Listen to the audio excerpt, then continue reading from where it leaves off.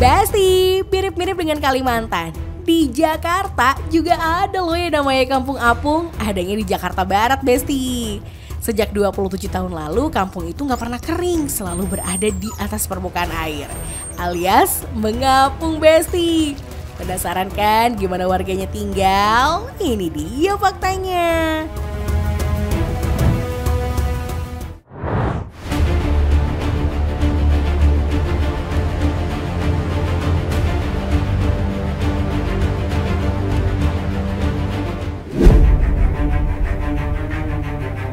Besti, udah tahu dong isu soal Jakarta yang diprediksi bakal tenggelam tahun 2050?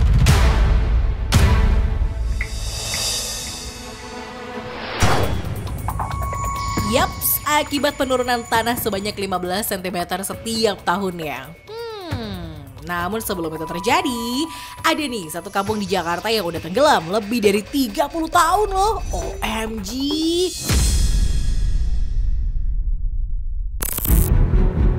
Katanya sih pada masa jayanya dulu kampung ini dijuluki seperti Pondok Indah. Daripada penasaran, langsung aja yuk kita cek faktanya. Kampung ini dikenal dengan sebutan Kampung Apung, Besti, karena ratusan rumah berdiri di atas genangan air. Nama aslinya sih Kampung Kapuk Teko. Musibah banjir tahun 1996 lah yang membuat kampung di Kelurahan Kapuk Cengkareng, Jakarta Barat ini tidak pernah lagi kering dari genangan air. Waduh. Seiring berjalannya waktu, bentuk bangunan rumah pun berubah, Besti. Rumah panggung dengan bagian bawah yang disangga oleh tiang-tiang beton inilah menjadi cara bertahan dari kepungan air. Ya, warga memilih tetap tinggal meski hidup dengan rumah yang terancam tenggelam.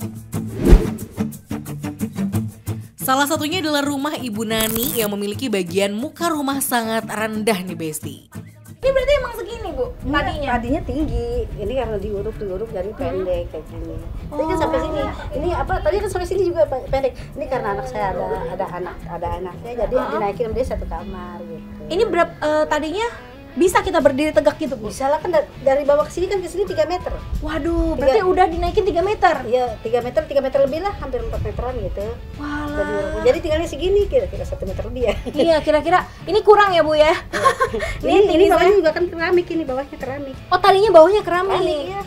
Wah, Besti ini saya tingginya aja nggak tinggi ya, sebenarnya 165 tapi nggak bisa berdiri ya, Bu ya. Nabrak, Bu. Tapi kalau kita masuk ke bagian dalam, kita akan dikejutkan dengan sisa arsitektur bangunan rumah yang cukup bagus, Besti. Tuh lihat, plafon yang cukup tinggi dan ada tangga menuju lantai 2. So, ini menjadi bukti ya kalau dulunya rumah ini di sini tuh emang bener-bener kayak di Pondok Indah nih. Nih, Besti, kamarnya Ibu gede loh. Nih ya, kamarnya lumayan gede ya, Bu ya?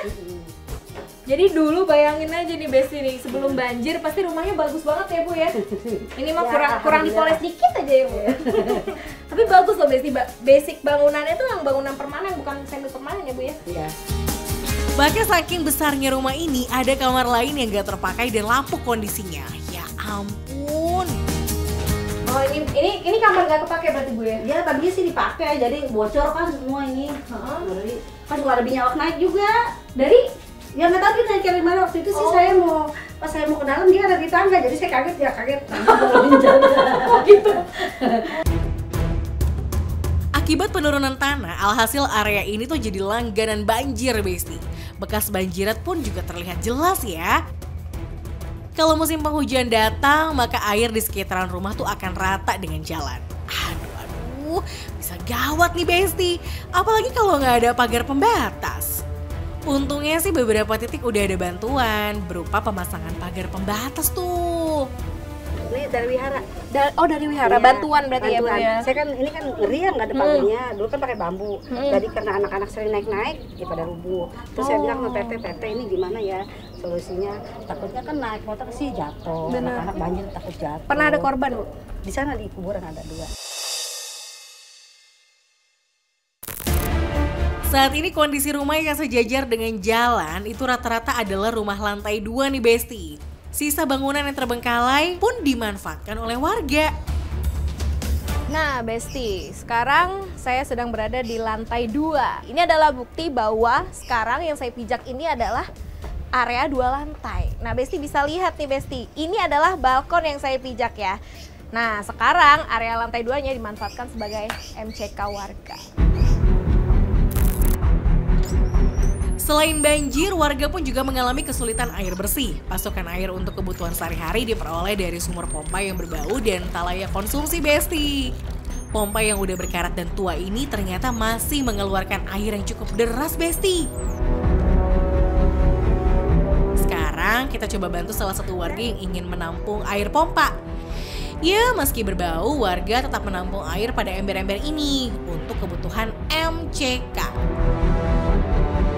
Kalau ini airnya emang berbau ya? Iya. Berarti dipakainya buat apa aja?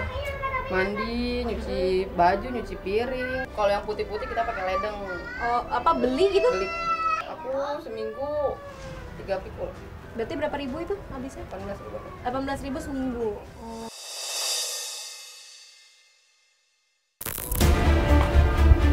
Beberapa warga juga ada yang memilih untuk memasang pipa paralon langsung pada sumur yang ada.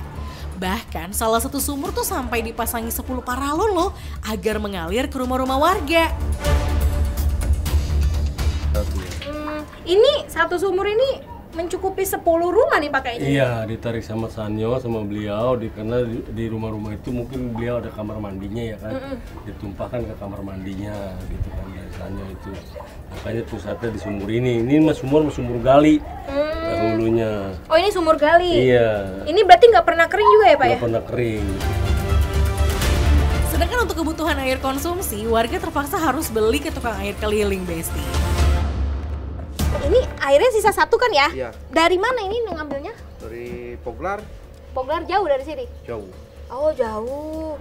Berarti, tapi ini emang khusus air bersih gitu, Iya. sumber PDAM ya berarti ya? Iya. Harga per jerigen air bersih ini tuh Rp3.000, Besti. Sayangnya jumlahnya pun juga sangat terbatas. Hanya ada 18 jerigen per gerobaknya. Berapa kali tuh? Kadang-kadang ya seminggu bisa 3 kali, 4 kali gitu, 4 pikul. Kadang kita kan buat nyuci juga kalau yang baju putih-putih. Ini buat minum Bu? Minum, tapi ini kadang ada ledeng orang paling ini buat nyuci. Oh paling buat begini. nyuci. Oh Ibu ada ledeng juga? Enggak, maksudnya Air ada, ledeng. di tempayan penuh. Oh penuh. Nah, dikata berat ya emang udah tanggungan udah biasa. Berapa tuh Bu habisnya sebulan? Sebulan kalau dikali 4 aja ada 6.000 udah. Paling sampai 4.000, 24.000. 24.000 sebulan?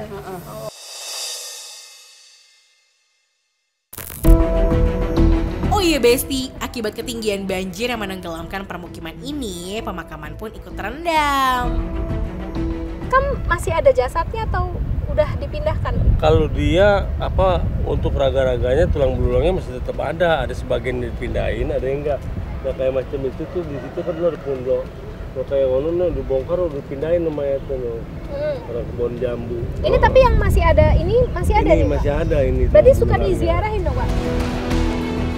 Di musim penghujan, kedalaman air bisa mencapai 3 meter loh. Belum lagi ada beberapa bagian jalan yang belum punya pagar pembatas. Bisa gawat kalau terjatuh ke air. Untuk memastikan tingkat kedalaman air, kita buktikan dengan alat sederhana ya Besti, yakni batu bata yang diikatkan pada tali. Wah. Oke. Nah, ini ya Pak. Nih Besti. Ini kena ya. Berarti sekitar semeter ya Pak ya, kalau di sini ya. Ya, berarti ini 1 meter ya. Setengah meter. Ini kena nih Pak. Berarti semeter.